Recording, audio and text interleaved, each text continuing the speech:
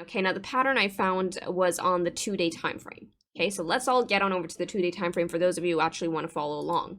2-day time frame. Now, what is this pattern that we're going to be talking about? It is actually the rising wedge pattern. And how do we trade the rising wedge pattern? So first off, let's go ahead and draw out the pattern. Okay, so I'm looking at this. I'm going to draw this diagonal in right here.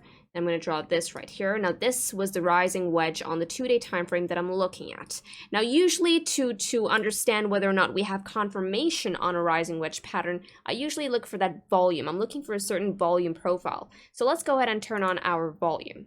Okay, now the volume that I'm looking for, Sean, is this right here. Oh, my arrow is the other way around, but I'm looking for a descending sort of volume profile, and that's showing us that while price is going up, there is less and less volume coming in, telling us that, okay, we might be seeing a bit of distribution here. Be careful. All right, that volume that you want to see on the next push up, if this really has to break out, you want to see a bit more volume really pour in there, but instead we saw this descending profile telling us that, hey, might be distribution.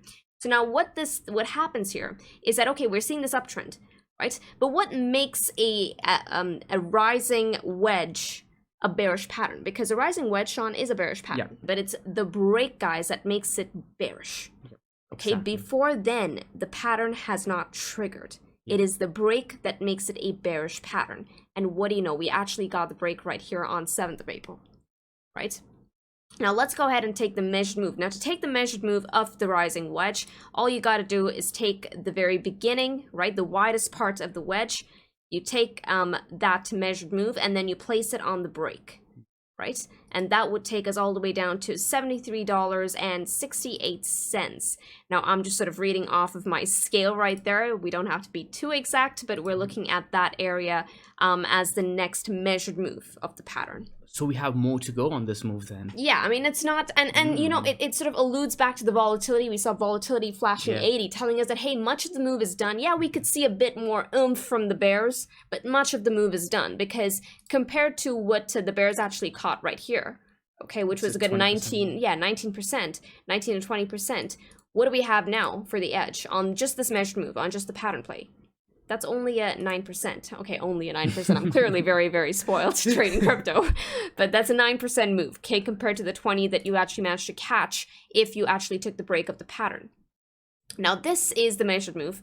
However, here's the kicker, okay? Now, this is where things get really exciting.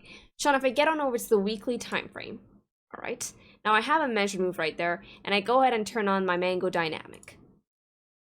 Okay, now I'm going to go ahead and change the setting of the Mango Dynamic and turn it to the original dynamic that we have. And there we go.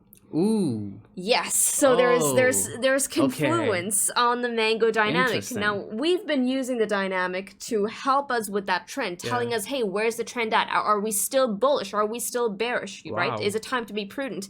But I think you would also advise pattern traders to not expect measured moves to go down in a straight line. Right? Oh, yes. We do tend to trend into the measured move, right? Yes. It goes like down and then up a little bit and then continuation down and then the reversal, if we get a reversal.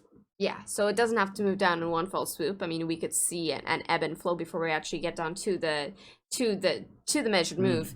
Now, I hope you guys enjoyed this video. If you did, smash the like button, and if you haven't already, subscribe to the channel, and you want to keep up with the latest mango juice, well, hit the subscribe as well as the bell icon. That way you are notified every time we're out. And with this, trade safely, trade stress-free, trade the mango way, trade the easy way. Ciao, you guys. Ciao, guys.